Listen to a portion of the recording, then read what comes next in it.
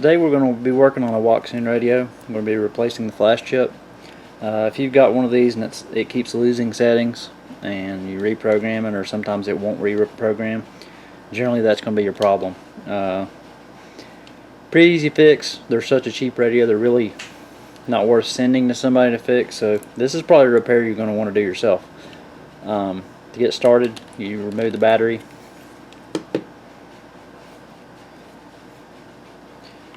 You'll need a Torx bit that fits these Torx screws,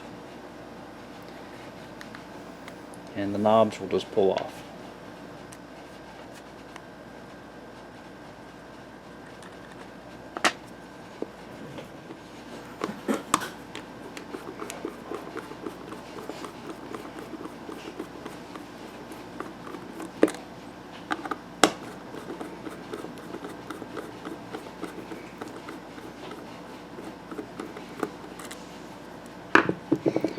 Okay, you want to be really careful taking the case apart. There's actually a seal that you want to be careful and make sure that you don't damage.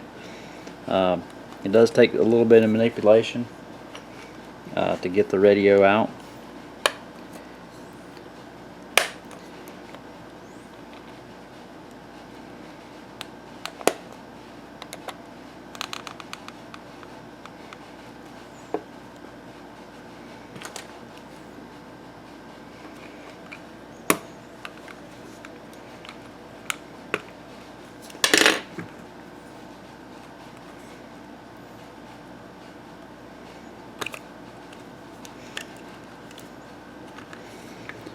Okay.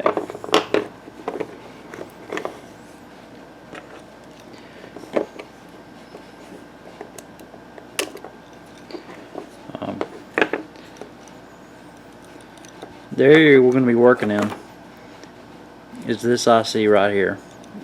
It's a 24C64. That's 24 Charlie 64. You can go to any parts supplier and pick that up. I believe I've got my replacements from DigiKey.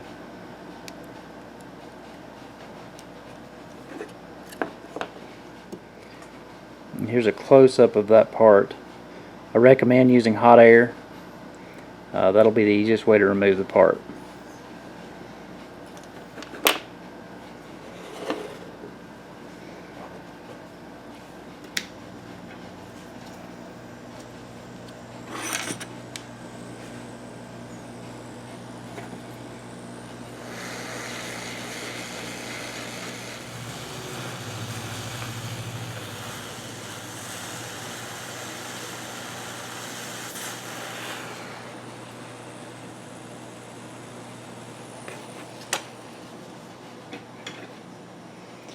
Okay, so we removed the part.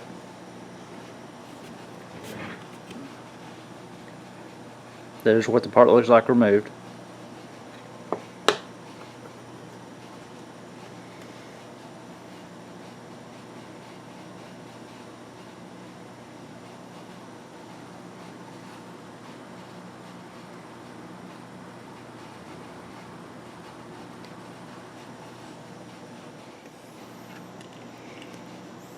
Okay, it's really important to get these pads clean so that you can apply the new part.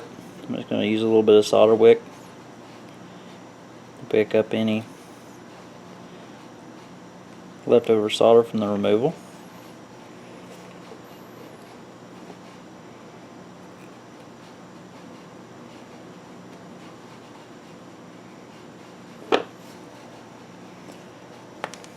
Okay.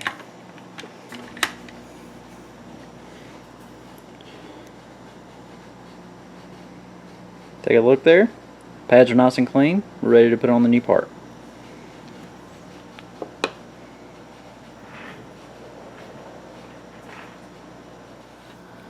Okay, what you'll want to note here is the indexing mark is located right here. So make sure when you put your part on that your index mark matches that mark to make sure you get the orientation correct.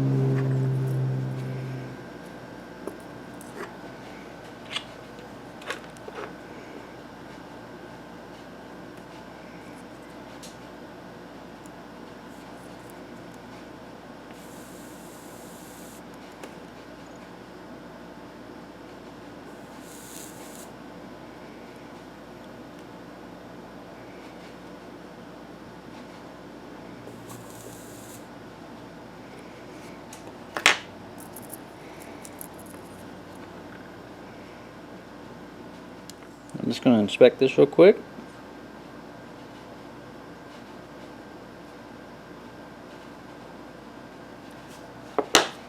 Okay.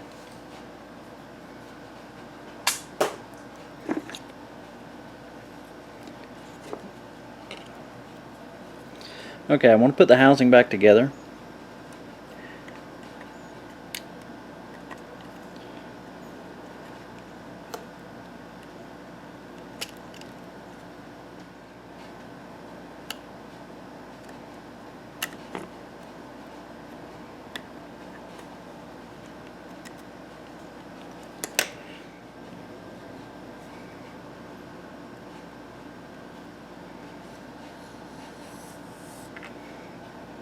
Okay.